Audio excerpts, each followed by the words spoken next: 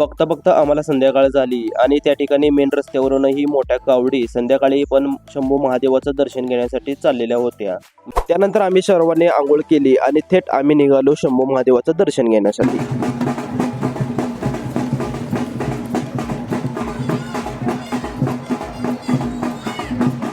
कावड्यांच्या गर्दीतून वाट काढत काढत आम्ही फायनली मंदिराच्या एकदम पायथ्याशी येऊन पोहोचलो होतो. तेवढ्यात नागेश आणि रमेश म्हणले आम्हाला पण घे की व्हिडिओमध्ये. मी म्हटलं पहिल्यांदा आपल्या यूट्यूब फॅमिलीला हाय करा, मगच घेईन व्हिडिओमध्ये.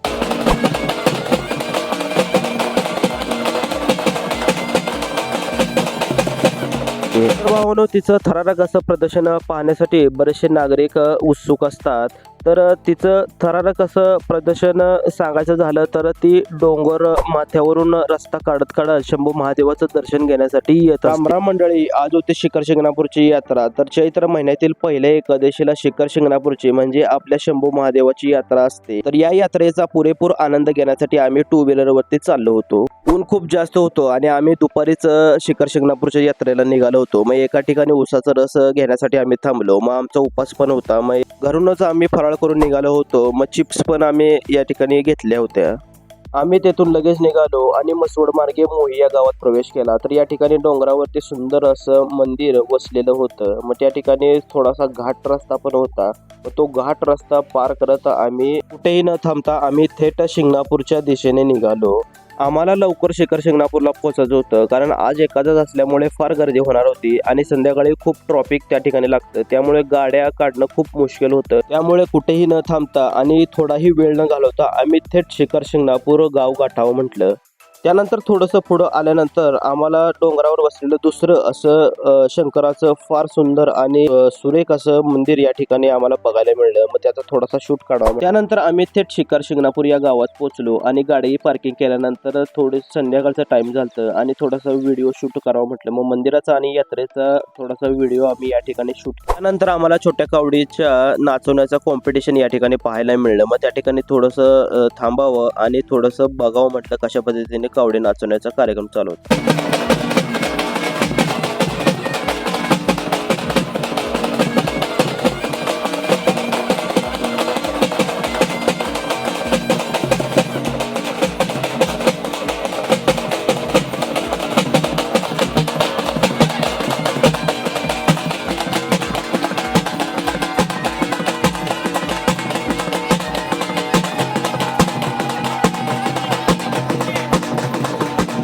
त्यानंतर आम्ही आलो आमच्या गावातील कावडीच्या ठिकाणाजवळ. मग त्या ठिकाणी ही कावडीचा नाचवण्याचा मोठा जल्लोष या ठिकाणी चालू होता. मग त्या ठिकाणी हे थांबून थोडंसं शूट करून थोडासा आनंद या ठिकाणी घ्यावा म्हटलं. तर अशा पद्धतीने कावडी नाचवण्याचा कार्यक्रम या ठिकाणी पण चालू होता.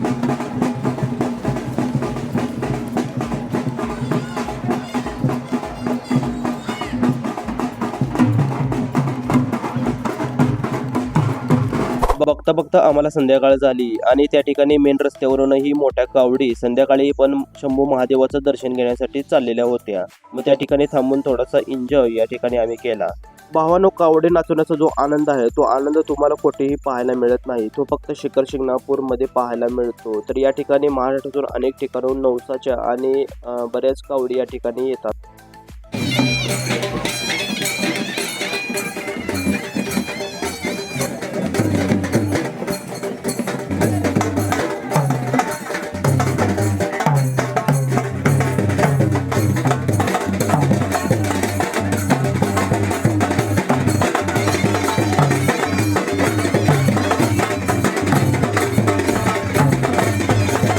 तर रात्रीचे 8-8:30 वाजल्या होत्या. मग आम्ही उंच डोंगरावरती जाऊन बघावं म्हटलं की शंभू महादेवाचा नजारा कसा दिसतो. म्हणजे या ठिकाणी उंच डोंगरावर जाऊन आम्ही थोडंसं शूटिंग करावं म्हटलं. आणि दुसरं महत्त्वाचं कारण म्हणजे आपल्या मोबाईलला रेंज येत नव्हती, यासाठी डोंगरावर जावं लागत होतं. त्यामुळे आम्ही डोंगरावर गेलो. त्यानंतर थोड्या वेळाने आम्ही झोपी गेलो आणि बघता बघता पहाट झालेली पण आम्हाला कळले नाही. मग पहाटे उठून पण हलगीचा आवाज येत होता. मग जाऊन बघावं म्हटलं की नेमका कुठून हलगीचा आवाज येतो. तर या ठिकाणी पहाटेपासूनच महादेवाचं दर्शन घेण्यासाठी कावडीचा मोठा उत्साह आणि जल्लोष या ठिकाणी चालू होता. आता म्हटलं की झोप लागायचं काही दिसत नाही. मग तेथून उठलो आणि मोबाईल घेतला आणि जावं म्हटलं. तर त्या ठिकाणी ही कावडीचा मोठा जल्लोष आणि आनंद चालू होता. मग आम्ही पण थोडासा आनंद या ठिकाणी घेतला.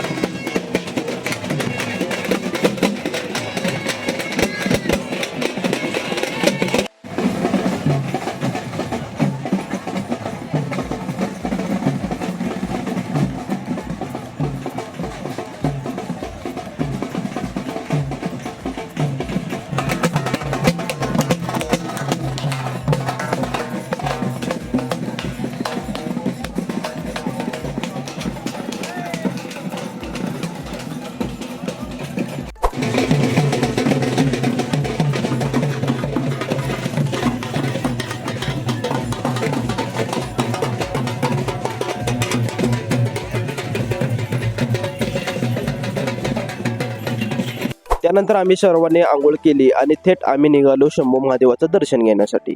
सकाळपासूनच गर्दी खूप वाढत चाललेली होती. मग म्हटलं लवकर जाऊन दर्शन घेऊन निवांत आपण यात्रा फिरूया.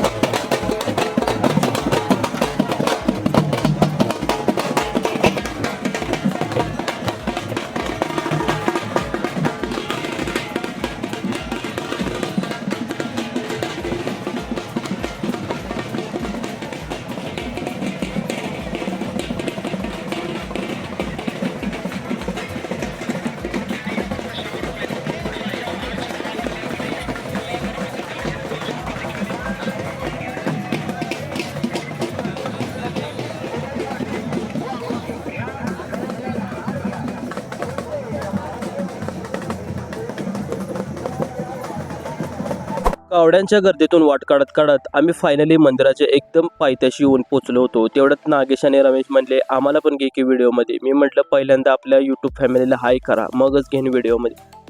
कावडियांचा कावड नाचवण्याचा थरारक प्रदर्शन पाहत आम्ही पुढे निघालो होतो. तेवढ्यात मनात थोडंसं जाणवलं की यावर्षी मागच्या वर्षीपेक्षा जवळजवळ 50% गर्दी कमी आहे.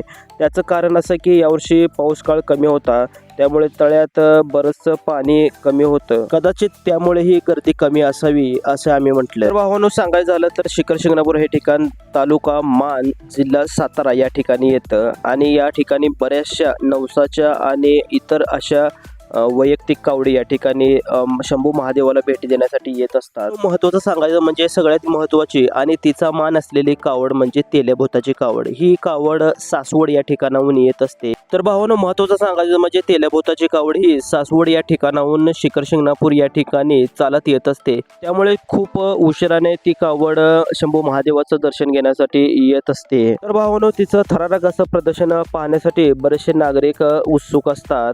तर तिचं थरारक असं प्रदर्शन सांगायचं झालं तर ती डोंगर माथ्यावरून रस्ता काढत काढत शंभू महादेवाचं दर्शन घेण्यासाठी येत असते. तर असे म्हणतात की तिच्या घडातील पाण्याने शंभू महादेवाच्या पिंडीवरून जे अभिषेक घालतात ते अभिषेक घातल्याशिवाय ही कावड यात्रा पूर्ण होत नाही असे बरेचसे नागरिकांचं म्हणणं आहे आणि ते खरंही आहे. त्या पद्धतीने तेल्याभोताच्या कावडीचा महत्त्वाचा मान या ठिकाणी असतो. तर मंडळी, राहिलेला व्हिडिओ हा आपण पार्ट 2 मध्ये दाखवणार आहे. तर तो पार्ट 2 तुम्ही संपूर्ण बघा, जेणेकरून तुम्हाला संपूर्ण शंभू महादेवाचं दर्शन घेता येईल.